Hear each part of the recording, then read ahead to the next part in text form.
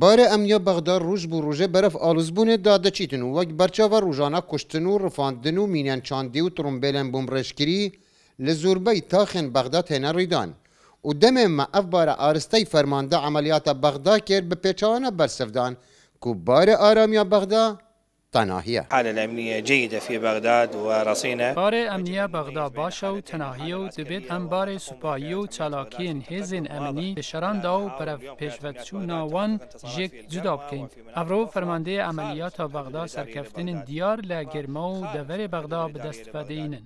بو تأكيد كرنا آلوزبونا آراميا پایتخت عراق ولاتيان بغداد راد جاينن که هوکارن وان پاقینان اوین روزانه تینا ریدان لوازیات دزگین هوالگیرین و شرن دجی داعشانا.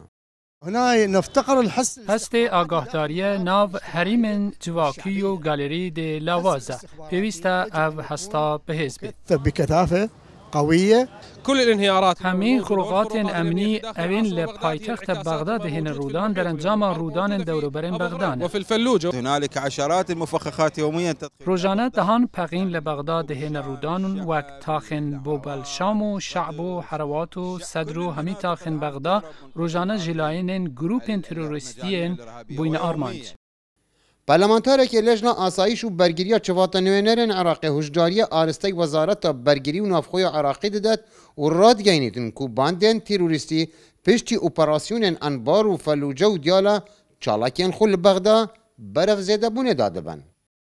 تقييمكردني وضعي أمني لنتيجة فعل كان أبي ديارة بونية كوزارتي برقري بياخد بلين وزارتي ناوخو باز لو بکا که وضعی امنی جێگیرە و سەقامگیرە چکە دوای تەقینەوەکانی بەغدا باشترین گەواهی دەرن کە تا ئێستا بەغدا لە مەترسیە و گروپ و باندە تاقیمی تروریستەکان نەشاتیان هەیە لەناو بەغدا و دەبێ حکوومەتی عێراق لە ئێستا بەدۆ زیاتر وریاتر بێت چکە دەستپێکردنی ئۆپەراسیۆنەکانی ئەنبار وا دەکا کە باند و تاقمە تروریستەکان لەناو بەغدا چالاکیەکانیان زیاد بکەن بۆی ئەو فشارەی لەسەر ئەنبار و پارێزگاکانی تر یەکەم بێتەوە. لوازیات دزگهن امنی و هوالگیری و زیده بونا میلیشیاتن تندرو و اپراسیونن سربازی دجی داعشان اگرکن که بار آرامیا بغداد برف شیر بونه دا بچیتن لو را وقت دیاره که ولاتی باجه آلزبونه ده توا. صلابا منو دنگ امریکا بغداد.